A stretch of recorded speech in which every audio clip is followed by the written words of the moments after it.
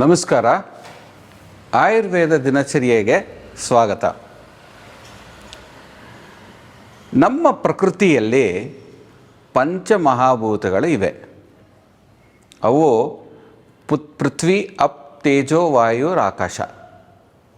ಈ 5 ಮಹಾಭೂತಗಳು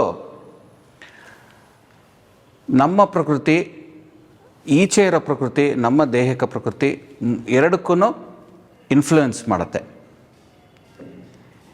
ಈ ಪಂಚಮಹಾಭೂತಗಳಿಂದ ದೋಷಗಳು ಉತ್ಪತ್ತಿ ಆಗತ್ತೆ.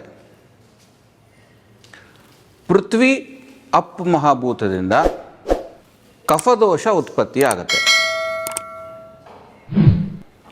ಅಪ್ ಹಾಗೂ ತೇಜಸ್ ಮಹಾಭೂತದಿಂದ ಪಿತ್ತ ಉತ್ಪತ್ತಿ ಆಗತ್ತೆ.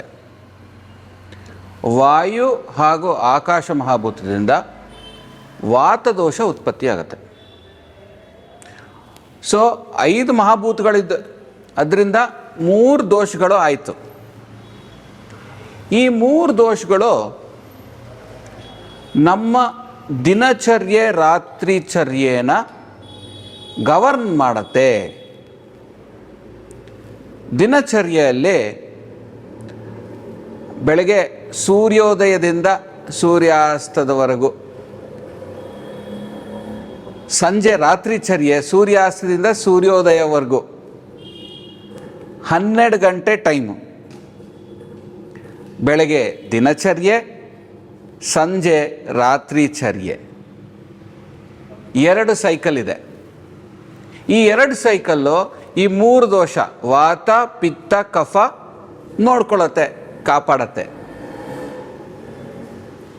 ಈ 3 ದೋಷಗಳು ಈ ಒಂದು ದಿನಚರ್ಯೆ ಬಗ್ಗೆ ಮಾತಾಡೋಣ. ಸೂರ್ಯೋದಯದಿಂದ ದಿನಚರ್ಯೆ ಶುರುವಾಗತ್ತೆ.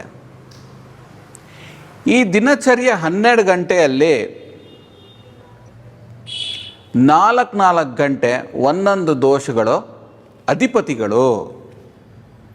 ಅಂದರೆ ಅವ ದೋಷಗಳು ನಮ್ಮ ಪ್ರಕೃತಿಯಲ್ಲಿ ಜಾಸ್ತಿ ಪ್ರಮಾಣದಲ್ಲಿ ಇರುತ್ತೆ.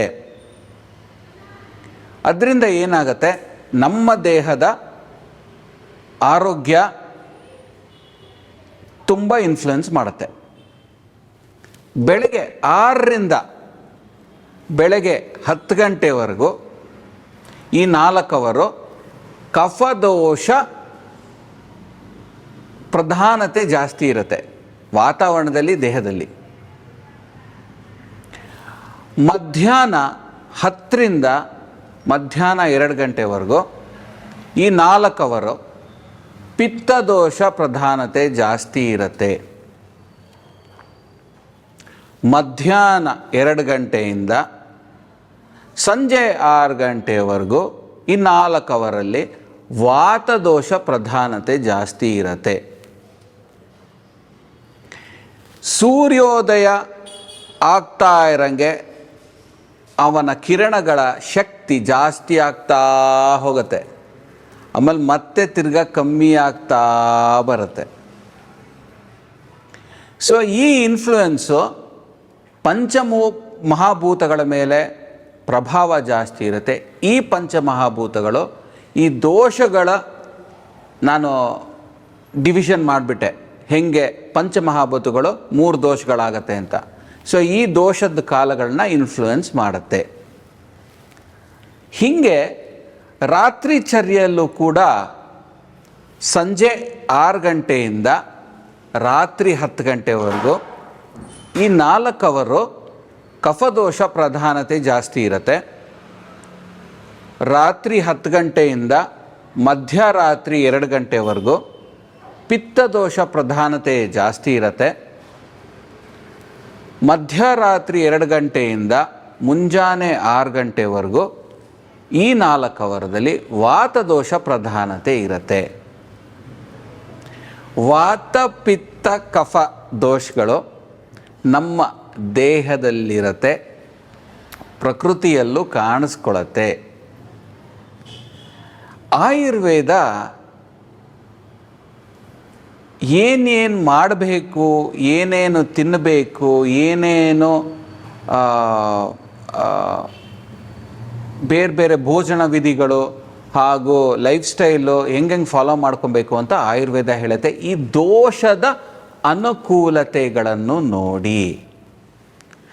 ಬೆಳಗ್ಗೆ 6ರಿಂದ 10 ಗಂಟೆವರೆಗೂ ಕಫದೋಷ ಪ್ರಾಧಾನ್ಯತೆ ಇರುತ್ತೆ. ಏನು ಆ್ಯಕ್ಟಿವಿಟೀಸು ಅಷ್ಟೊತ್ತಿಗೆ ಮಾಡಬೇಕಾಗತ್ತೆ. ಮಧ್ಯಾಹ್ನ 10ರಿಂದ 2 ಗಂಟೆವರೆಗೂ ಸೂರ್ಯ ಕಿರಣಗಳು ಜೋರಾಗಿರುತ್ತೆ, ಪಿತ್ತ ಪ್ರಧಾನತೆ ಇರುತ್ತೆ. ಆಯುರ್ವೇದ ಆ ಟೈಮಲ್ಲಿ ಏನೇನು ಕಾರ್ಯಕ್ರಮಗಳು, ಏನೇನು ದೈಹಿಕ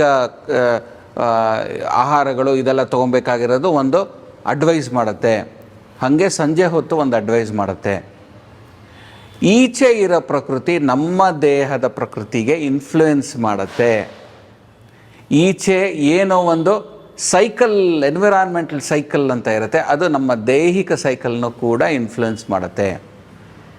ಕೆಲವ್ರು ಜನ ಕೇಳ್ತಾರೆ, ಯಾತಕ್ಕೆ ಡಾಕ್ಟ್ರೇ ದಿನಚರ್ಯೆ ಮಾಡಬೇಕು, ರಾತ್ರಿಚರ್ಯೆ ಮಾಡಬೇಕು ಅಂತ. ನಮ್ಮ ಆಯುರ್ವೇದ ಶಾಸ್ತ್ರ ಸುಮಾರು 1000 ವರ್ಷ ಹಳೆಯ ಶಾಸ್ತ್ರ. ಈ ಶಾಸ್ತ್ರದಲ್ಲಿ ಅವಾಗ್ಲಿಂದನೂ ಏನೇನು ಎಷ್ಟೊತ್ತಿಗೆ ಎದ್ದೇಳೋದು, ಎದ್ದಾಗ ಏನು ಮಾಡಬೇಕು, ಏನು ಕುಡಿಬೇಕು, ಏನು ತಿನ್ನಬೇಕು, ಯಾವ ಕಾರ್ಯಕ್ರಮ ಎಷ್ಟೊತ್ತಿಗೆ ಮಾಡಿದ್ರೆ ಲಾಭದಾಯಕ ದೇಹಕ್ಕೆ ಹಾಗೂ ಮನಸ್ಸಿಗೆ, ಸೊ ಇವೆಲ್ಲ ವಿಚಾರಗಳು ಶೇಖರಣೆ ಮಾಡಿ ದಿನಚರ್ಯೆ, ರಾತ್ರಿಚರ್ಯೆ ಅಂತ 2 ಚಾಪ್ಟರ್ಗಳು ಆಯುರ್ವೇದ ಗ್ರಂಥಗಳಲ್ಲೆಲ್ಲ ಮೆನ್ಷನ್ ಆಗಿದೆ. ದಿನಚರ್ಯೆ, ದಿನ ಅಂದರೆ ದಿವಸ, ಚರ್ಯೆ ಅಂದರೆ ಏನೇನು ಮಾಡಬೇಕು, ಹಾಗೆ ರಾತ್ರಿ ಚರ್ಯೆ, ಈ 2 ಪದಗಳು ದಿನಚರ್ಯೆ, ರಾತ್ರಿಚರ್ಯೆ ಅಂತ. ನಾನು ಈಗ ಈ ಫರ್ದರ್ ನನ್ನ ಟಿ ವಿ ಸೆಗ್ಮೆಂಟ್ಸಲ್ಲಿ ನಾನು ದಿನಚರ್ಯೆ, ರಾತ್ರಿಚರ್ಯೆ ಏನೇನು ಮಾಡಬೇಕು ಅಂತ ನಾನು ಡೀಟೇಲಾಗಿ ಎಕ್ಸ್ಪ್ಲೇನ್ ಮಾಡ್ತೀನಿ.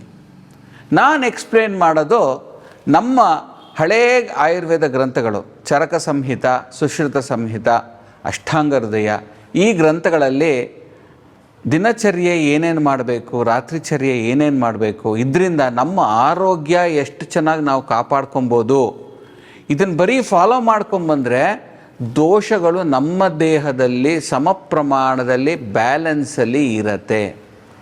ಸಮ ಪ್ರಮಾಣ ಬ್ಯಾಲೆನ್ಸಲ್ಲಿ ಇರೋದ್ರಿಂದ ನಮಗೆ ಆರೋಗ್ಯ ಪ್ರಾಪ್ತಿಯಾಗತ್ತೆ. ಆರೋಗ್ಯ ಪ್ರಾಪ್ತಿಯಾಗೋದ್ರಿಂದ ನಮ್ಮ ಆಯುಸ್ಸು ಭದ್ರ ಆಗತ್ತೆ.